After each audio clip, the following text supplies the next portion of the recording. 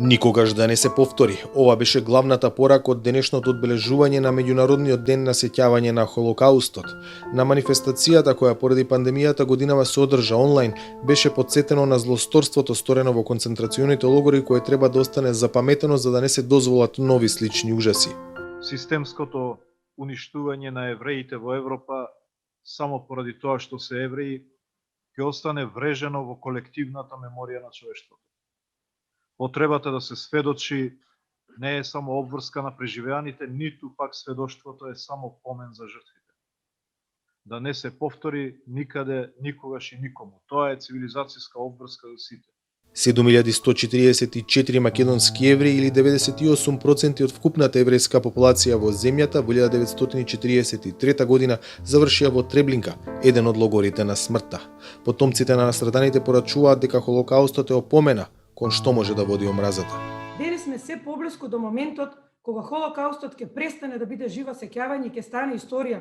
Следните генерации веќе нема да може да ја слушнат вистината од оние што го преживеале Холокаустот. И останува знак и опомена за тоа каде може да води говорот на омраза и колку малку е потребно да се уништи еден народ, една цела нација.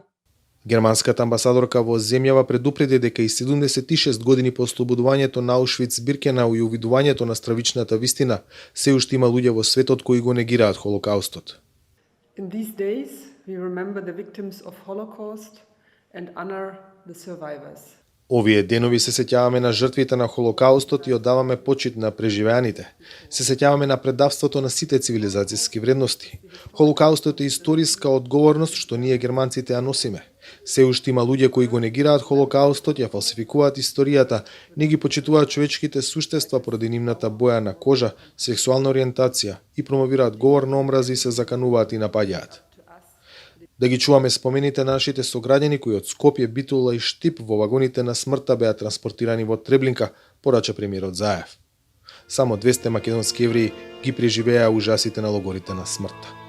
За Гласот на Америка, од Скопје, Владимир Мирчевски.